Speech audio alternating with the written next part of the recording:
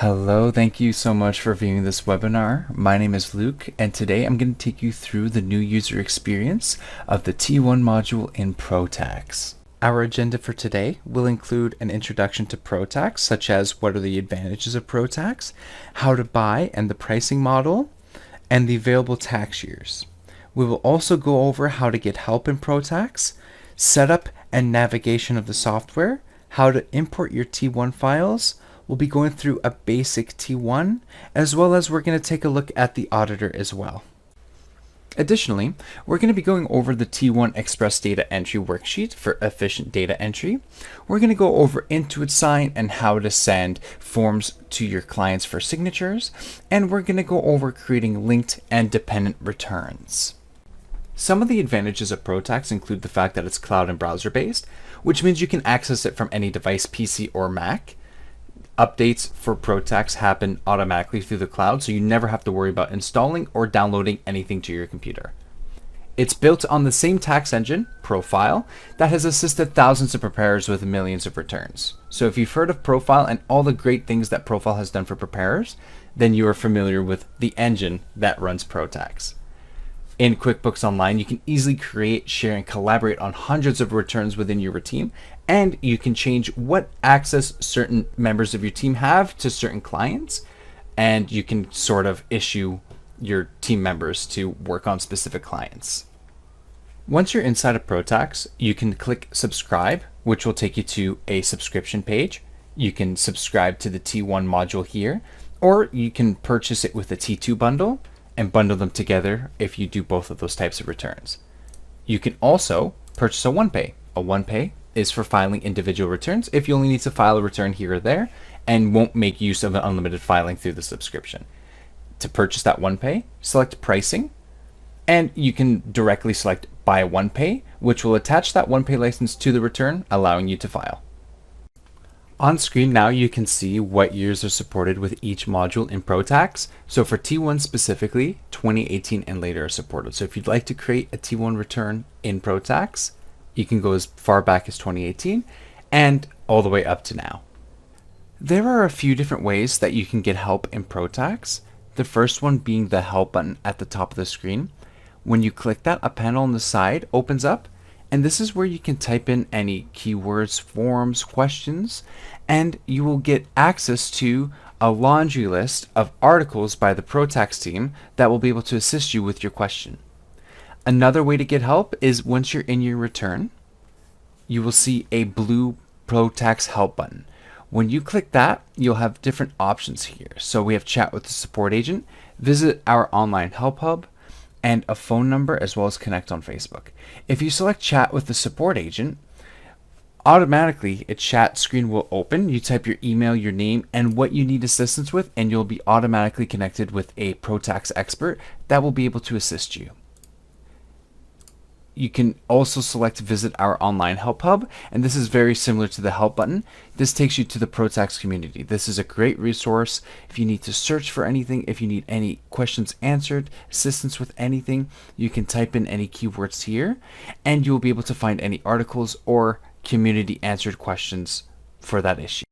We also have our ProTax help playlist. This playlist houses about 30 or so videos that go into many different details and many different topics that can potentially assist you as a preparer. At the bottom is a QR code that will directly take you to this playlist. You also have the option to leave feedback for ProTax, whether there is a feature that you'd like to see implemented that currently isn't, or other forms or worksheets. You can go right to the settings gear icon in the top right, select feedback, and you can share your feedback here. All pieces of feedback are looked at by the ProTax team, and everything is taken into consideration. Let's go ahead and hop into ProTax here. The first thing you want to do when you start ProTax for the first time is go into tax settings. This is where you can configure a whole lot of different information and valuable resources to assist you as a preparer. So the first thing I'm going to do once I go into tax settings is enter my e-file credentials. This is where you can do so And entering these e-file credentials will also appear on your return, so you don't have to keep entering them over and over again. They will be there for every return you create. The Prepare Information tab is where you can enter your preparer information, such as rep IDs or group IDs, and you can enter that information, which will also populate your returns. And same thing for Alberta for AT1 returns, that information can be entered here as well. T3 and FX transmission, same kind of setup here. We can enter our information that will allow us to transmit our T3 returns to the CRA. Under the print section, this is where I can sort of create print sets and customize them any way I want. So I can move around what forms I want printed first in my order, or I can add forms or take away forms, however I'd like to do so. And on top of that, I can create unique sets under the print sets drop-down box for my office, for clients, and the CRA. In the Letters tab, I can create or customize engagement letters, tax letters, many different kinds of letters that I would like to send to my client. And you can do so by adding a new template. Once you have a template already, you can go in and select Edit, and you're going to be taken to the editing screen. Here we have these green boxes and pink boxes, and these are called variables. The variable will take that information from the return and impose it into the letter itself. So for example, the first line here says we have prepared your T1 tax year income tax return. So that T1 tax year will become the year of the return that this letter is in. So it will, if I, for example, I put a 2023 return and I enter this letter into the 2023 return, it's going to say we have prepared your 2023 income tax return based on the information you provided to us. So you can very easily customize and edit any letters that you'd like within ProTax. Next, we have the Options tab. This is if you want to enable or disable a few features. It's completely up to you and your preference. And then we have the ProTax Lab. So any new features that are being tested or developed with Intuit in ProTax, you can enable or disable them here. And again, that's just preference, however you'd like to use ProTax. You can also import files from other software into ProTax. All you need to do is select Import Returns and select either Import Returns from Profile. You can carry forward from TaxCycle, or you can carry forward returns from other software. So if I click Import Returns from Profile, it'll prompt me to upload up to 50 returns at a time. So in one window, you can put up to 50 returns. And then if you have more, you can do so in another window. Once that's done, those returns will automatically populate here in ProTax, and I can open and view them there.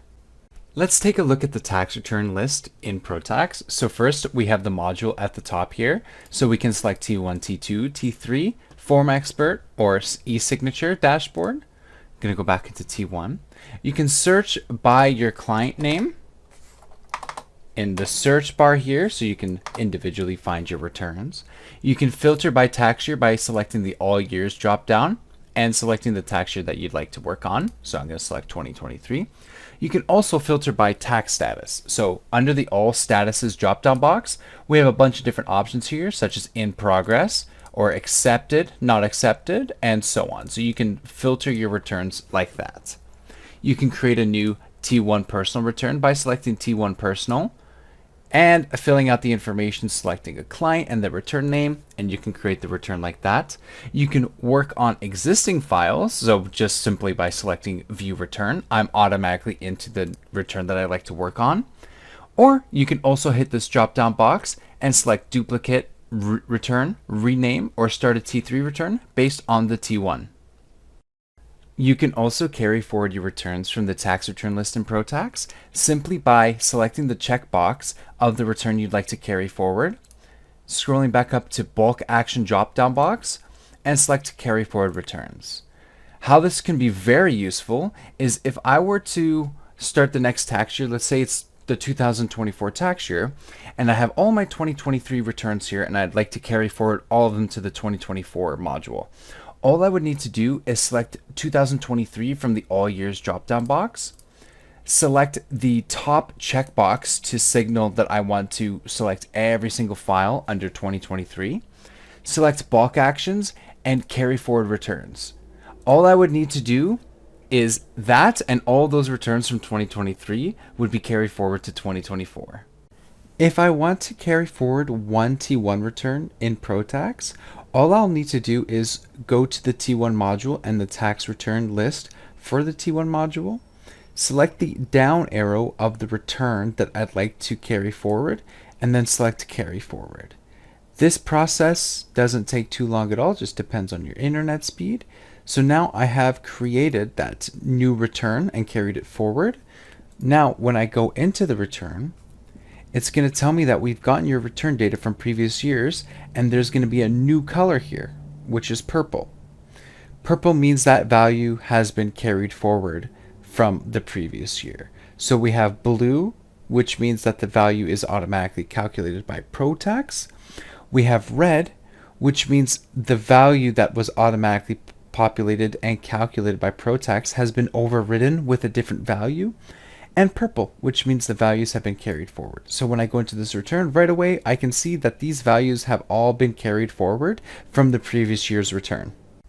To authorize yourself as a representative for your client in ProTax, all you need to do from the tax return list is under the Authorize a Rep column in the tax return list, select Add, and here you can fill out your taxpayer's information as well as your representative information, level of authorization, signature and date, and e-file credentials, and you'll be able to directly transmit the Authorize a Representative form right from the tax return list. Let's now create a new T1 personal return in ProTax. So from the tax return list in the T1 module, I'm going to select Create New Return and then T1 Personal. Here I can select the tax year, I can select the client, or I can add a new client, and I can select the return name. Once all of that is done, I'll hit continue. And this is going to create the new return for me in real time. So here we are in a return. Few features I like to go over first are the go to search bar.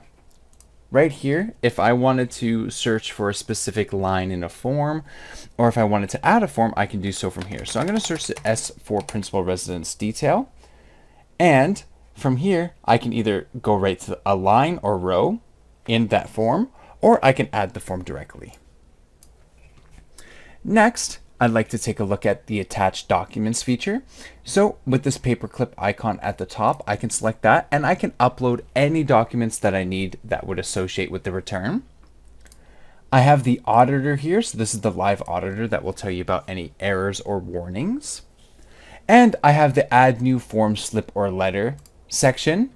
If I wanted to add a form directly into the return, I can do so here. Let's add the S3 for capital gains or losses. Select Add and Add to Return, and it is now added to my return. Let's talk about the auditor in ProTax. The auditor will tell you if there's any errors or warnings that may potentially stop your return from being filed, or if there's any issues in the return. There's also a live auditor feature that will tell you on a line if there's an issue with the value in that line or box.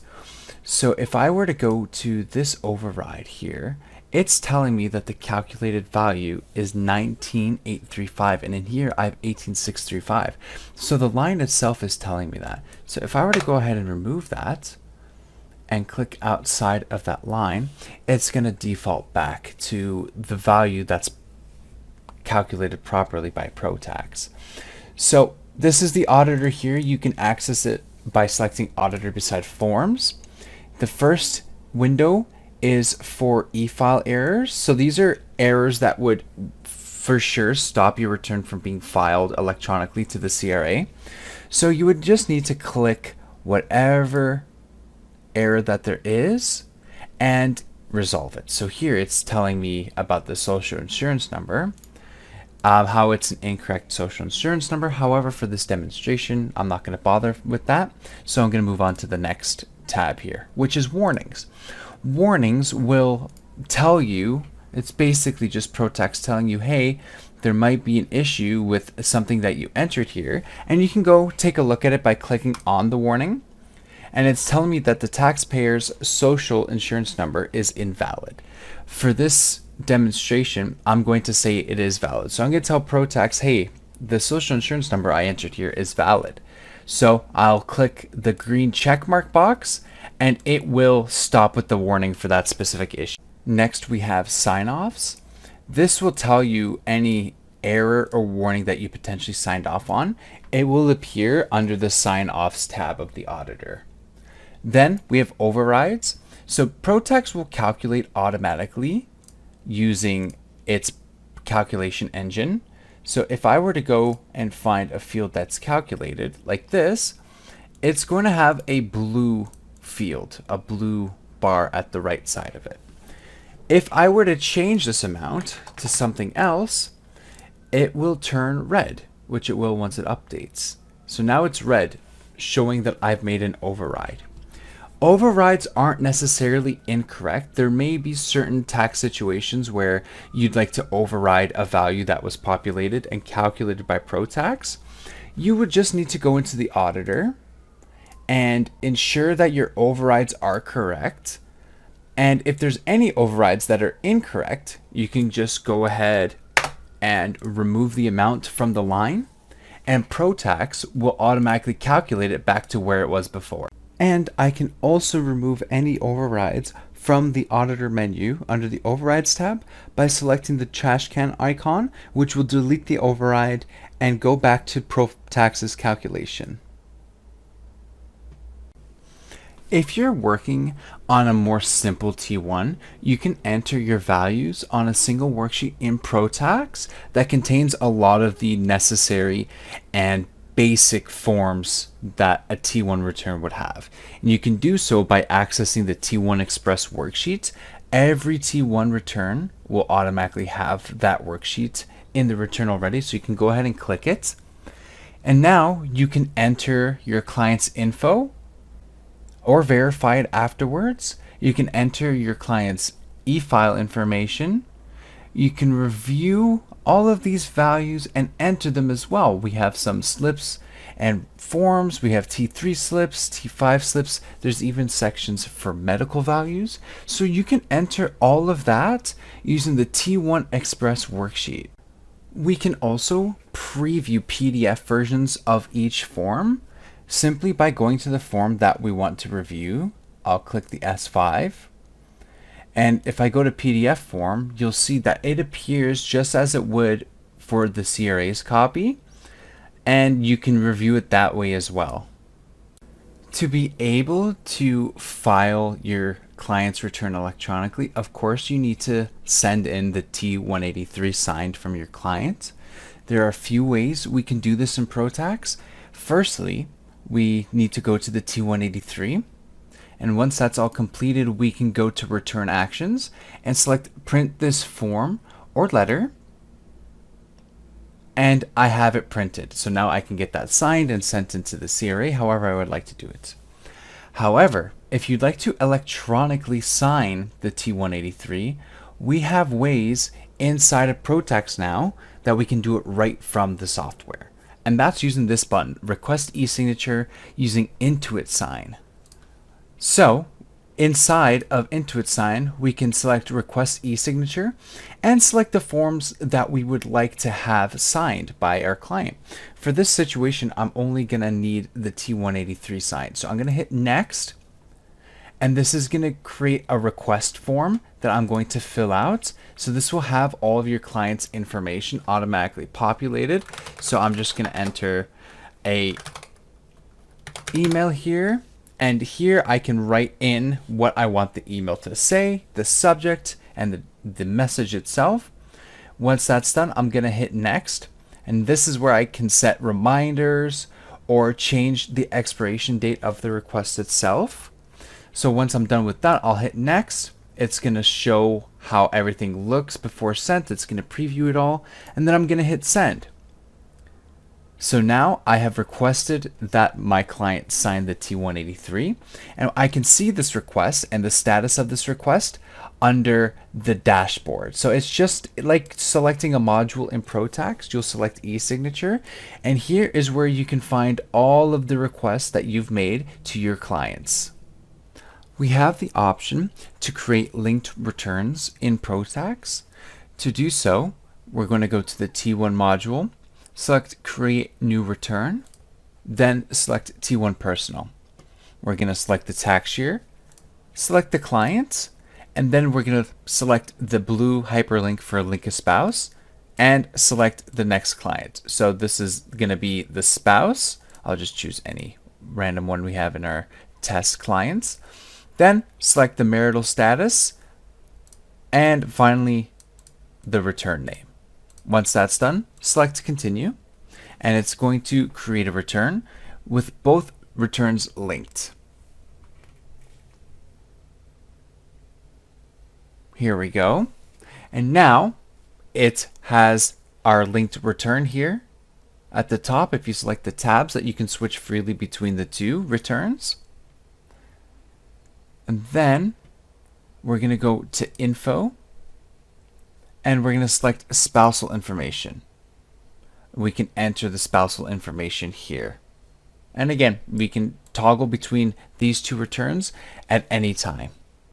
We have the option to create linked returns in ProTax. To do so, we're going to go to the T1 module, select Create New Return, then select T1 Personal.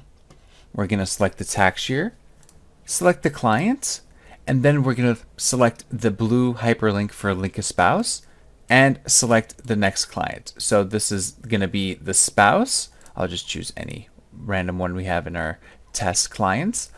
Then select the marital status and finally the return name. Once that's done, select Continue, and it's going to create a return with both returns linked. Here we go. And now it has our linked return here at the top. If you select the tabs, that you can switch freely between the two returns. And then we're going to go to Info, and we're going to select spousal information. We can enter the spousal information here.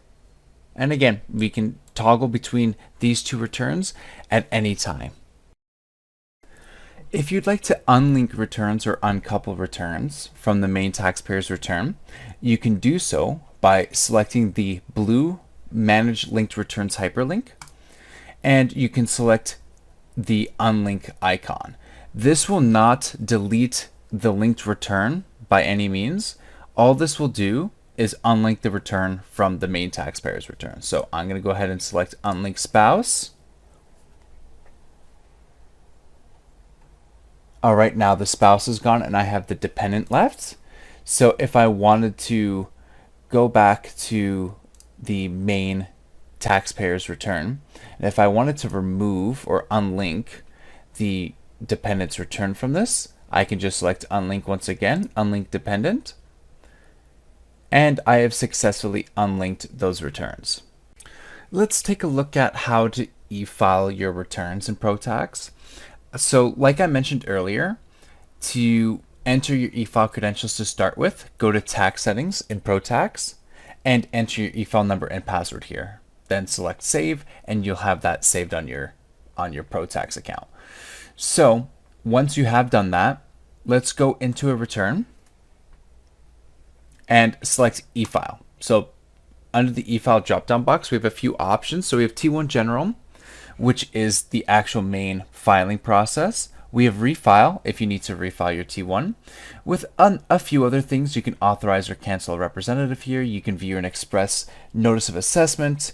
Not very particular to T1 personal returns, but there's business consent as well as canceling business consent, and T1135s and T1134s. So that can all be done from the e-file menu.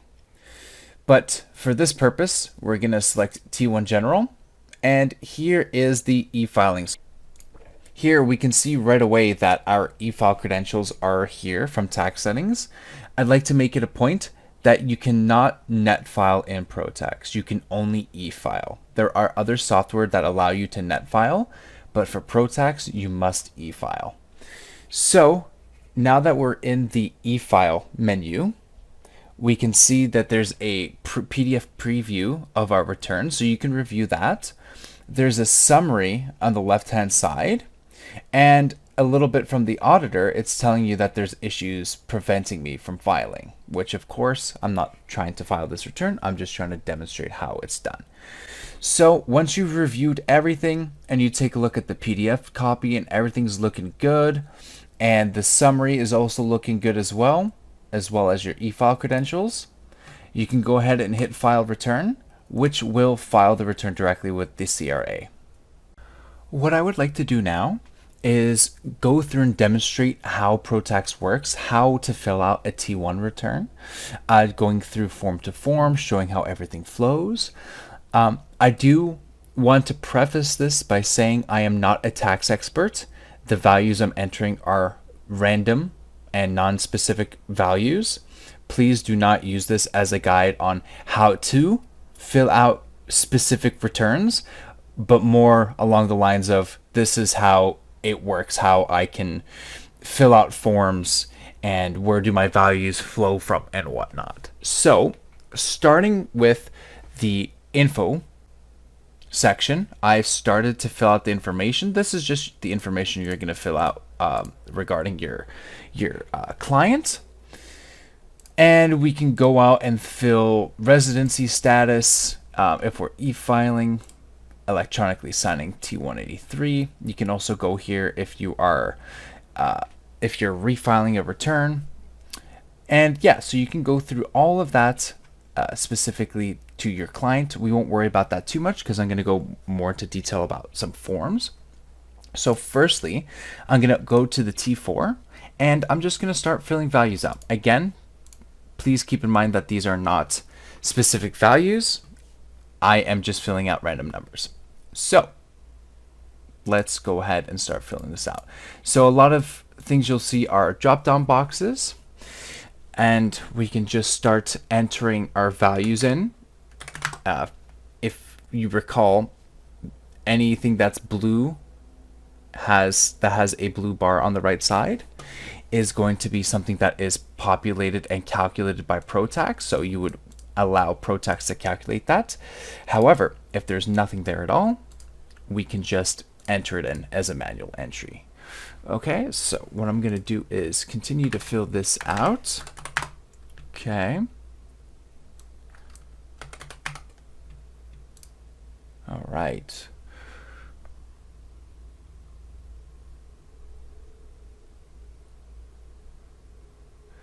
Just always making sure that the values you're entering are coming from a slip specifically, and making sure that you fill in the correct box compared to the slip that you received. All right, so that's all I'm going to fill in for T4, but there are a lot of options here, a lot of boxes that you can enter. And once we go to the T1, we have a lot of different sections. So we have identification, total income, net income, what's taxable, what's federal tax, what are the non-refundable credits and whatnot. So now that I started to enter values on the T4, now I'm starting to see that populate automatically. So I didn't have to enter into box 10100. I just had to enter the employment income on the T4 slip, which allowed that value to be populated. So now moving on, let's go take a look at something like the T3. Now you can use either this box if you want to find specific lines. As you can see, there's a lot of specific lines. You can add the form from there directly, or you can go up here as well and add it from there. And now that I have it added, I'm just going to go in similarly to previously and just start filling it out with some values that I have here. All right. So I'm only going to enter one. Again, this is just the very basic showing. So this is the T3. And you can enter as many values as you need to here, as long as they are matching with a similar slip. All right. Now that that one's done, I'm going to move over to a T5 for investment income. Again, we can either search through here or we can add it here. I'm going to go ahead and add it there and add to return. Select details, perfect. And now I can start filling out some values here. starting with some interest from Canadian sources. Gonna fill that out. All right. And also the source for the interest. Perfect. That's all I wanted to fill out for the T5. I'm going to go over to RRSP. Again, we can either do that or we can add it here. I'm going to add RRSP PRPP deduction to the return. This is where I can start filling out some information. Perfect. Start entering these values now. Add another one and change the contribution period. So again, a lot of these things can be done by using these drop down boxes. I'm just using different ones just to kind of showcase the different options that you may have here in ProTax. Perfect. Now we're seeing things starting to populate. I'm going to go and enter my limits. Perfect. There we go. Great. Scroll down and we'll see that everything is starting to populate. That populated right before my eyes. Added the deduction limit in. Perfect. Now I'm going to take a look at medical. I'm going to add the form from here just to change things up a bit. So I would like to enter a payment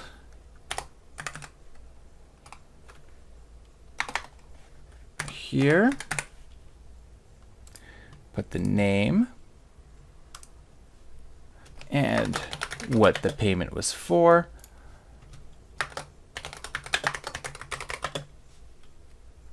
Perfect. And again, everything's going to start to populate once you enter those values in. There we go. And everything else is automatically calculated by ProTax, so you don't have to worry about doing a lot of manual calculations. And then I'm going to hop into the T1, and we're going to start looking and seeing. So I have the employment income there, amount of dividends that are eligible, and we can move on over to something like net income. Here's my RRSP deduction. And deduction from CPP is there as well. It's making all those calculations for me. Perfect. Taxable income, my employment income's there. All right, and I'm gonna actually add in one more section here. I'm gonna add the donations worksheet and add that to my return. Now here, just gonna enter any donations that I may have paid. Perfect. All right. Good. Okay. So again, this is just a demonstration showcasing how to enter into specific lines and to show how everything flows. This is not tax advice. Now that that's all done, if I wanted to e-file, I will have to take a look at the auditor first. So now, just as an example, I can show you how we can clear up some of these errors. So this one states the entry for the language of correspondence is not numeric or invalid. So I'm going to go over there. Perfect. Going to clean that one up, and that error should just go away. Perfect. And I'm not going to go through every single warning or error, sorry, because I'm not actually filing this return. Making sure that any warnings that I have agreed to, that I have made a change to, or are correct anyway, despite the warning, I'm going to sign off. And overrides, just making sure that your overrides are actually correct. You just don't want to enter in manual values when the ProTax calculation is correct. So you just have to double check your values, making sure that everything is correct there. And now, if I wanted to e-file, I have my credentials there. Right now it says it's not eligible. If all those e-file errors are gone, it will become eligible, so you'd be able to file. And then you just hit file return and the return is filed. And this concludes our T1 new user experience webinar for ProTax. I hope it has been informative and can assist you in all of your preparing needs in ProTax. For more information, make sure that you're using our community or looking at our ProTax playlist on YouTube, and keep on the lookout for any future webinars that may also assist you. Thank you very much.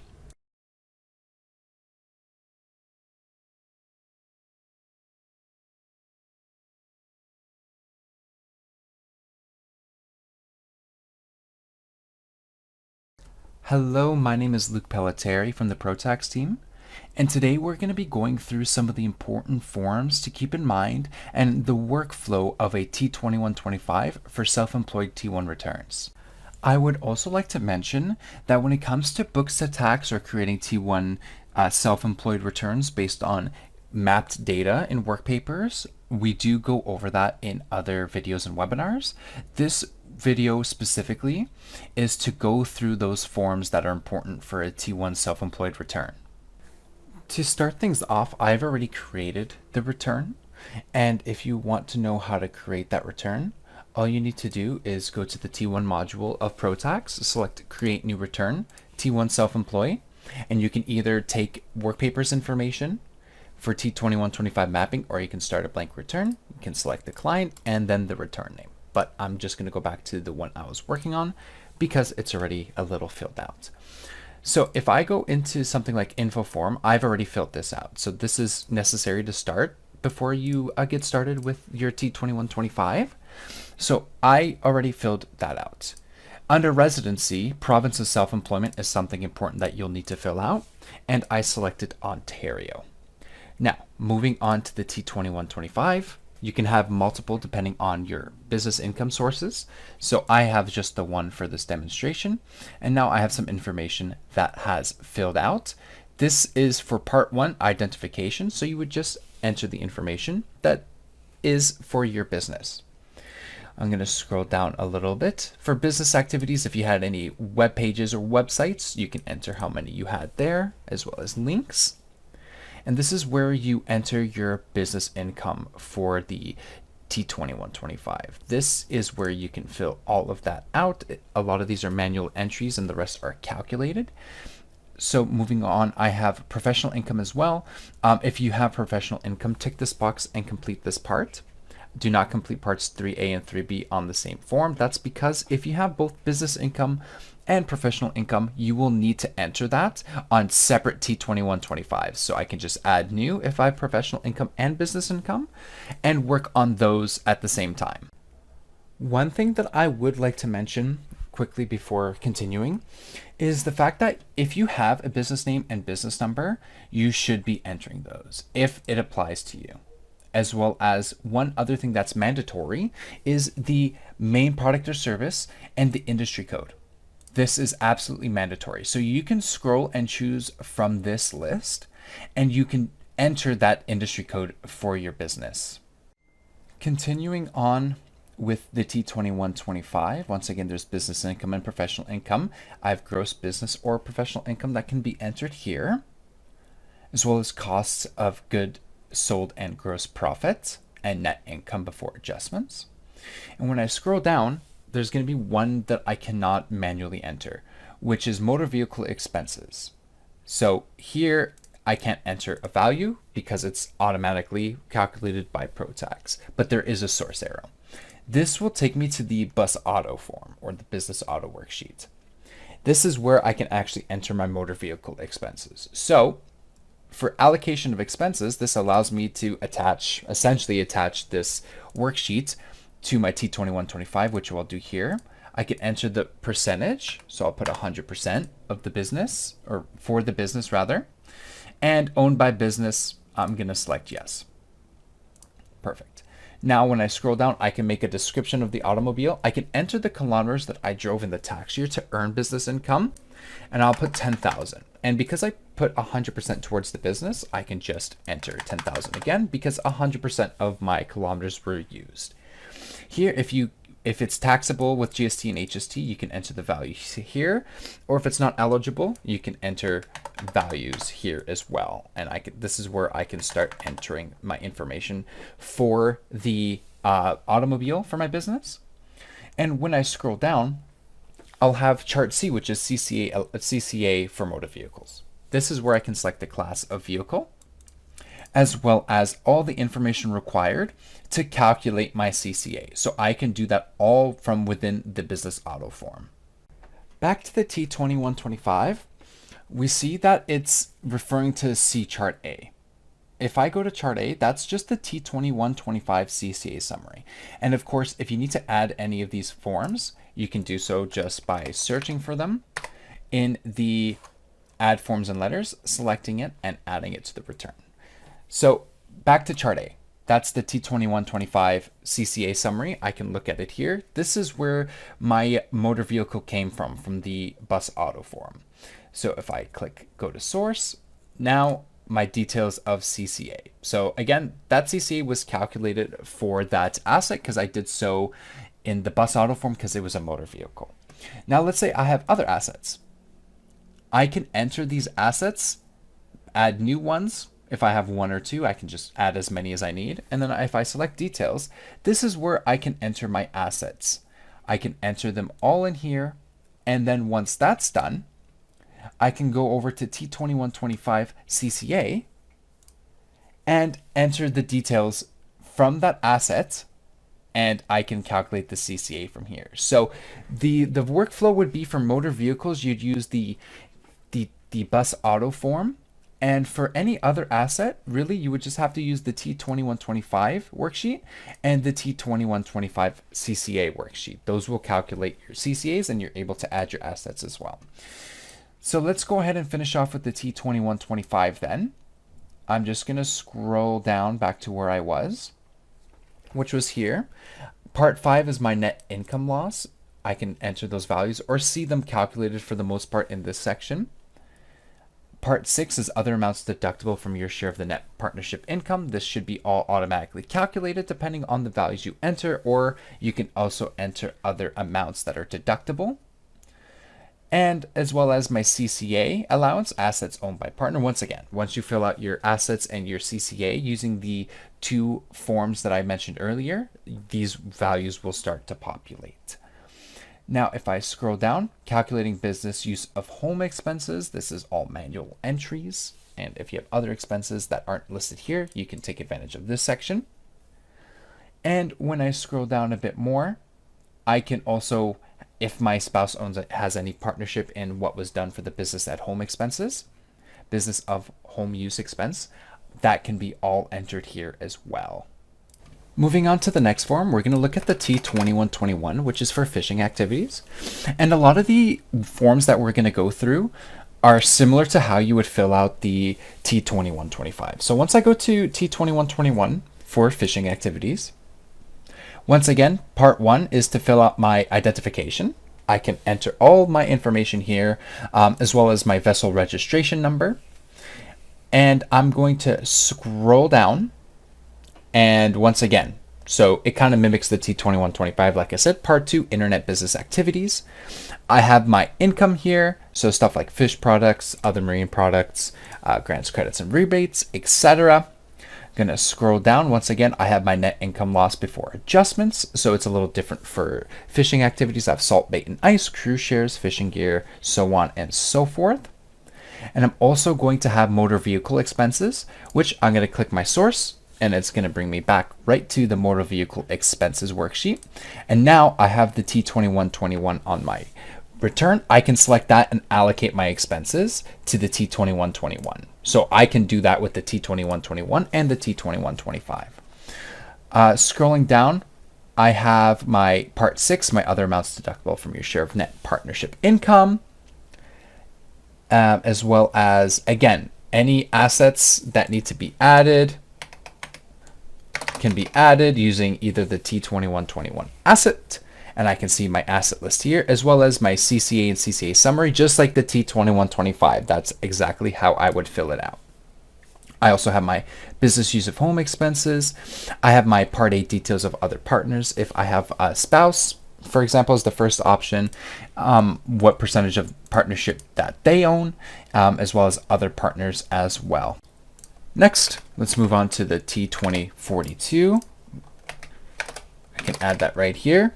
And before I go into it, again, so you'll see T2042 asset, asset list, CCA, and CCA summary. So it's different for each one. Make sure you're using the correct one based on the form that you're using for self-employment. So I'm going to add the T2042 now to my return for my statement of farming activities. And it's going to be a lot of the same information. So I have my identification, my main product or service, as well as the industry code are mandatory. Going to scroll down. Once again, I have internet business activities. Part 3 is income. So I have wheat, oats, barley, etc. And I'll scroll down. I have my part 4, my net income loss before adjustments as well. Motor vehicle expenses, exact same thing as we did with the T2121 and T2125. Allocation of expenses, I can now select the T2042 because I have it in my return now. Just going to go back to the T2042. And I'm going to scroll down. My income, net income loss, right, is part 5, which comes from other forms. So T5013, for example. Part 6, I have other deductible from your share of net partnership income. Again, this is very similar to the T2125 and the T2121 that we already looked through. Calculating business use of home expenses. Once again, area of the home used and total area of home. Any other expenses that aren't listed here can be entered there. And part 8, details of other partners. If I have a spouse that has a percentage of partnership, I can enter that here, as well as other partners can be entered here. And I also have the return of fuel charge proceeds to farmers tax. This is where that is calculated. And chart B, calculation of allocation of eligible farming expenses to a designated province. I can designate all of those values here to each province that I need to. I also have chart C, return of fuel charge proceeds, and ProTax just automatically calculates all of those fields for you. Lastly, let's take a look at the T776. I'm going to add new form slipper letter and add rental income. And just like with the T2125, T2121, and T2042, I have asset list, CCA, and CCA summary. So making sure that for my assets and for my CCA of those assets, I add those to my return as well. So to start off with, I'm going to go to the T776, which is for rental income. I'm going to add that to my return. Perfect. Now here I am. I can enter my business name. Anything that has to do with my business identification can be done here. When I scroll down, I have details of other co-owners and partners. So once again, if I have a spouse that has a percentage of ownership, I can enter that here. And if I have any other co-owners of my rental property, that can all be done from this section as well. Here are my income. I can enter my number of units, apartment or suite, and as well as the gross rents of those units. And I can make those calculations here. Expenses can be all done here. Once again, motor vehicle expenses. If I go to source, that's going to take me to the bus auto form. And I can once again select T776 because that's now added to my return.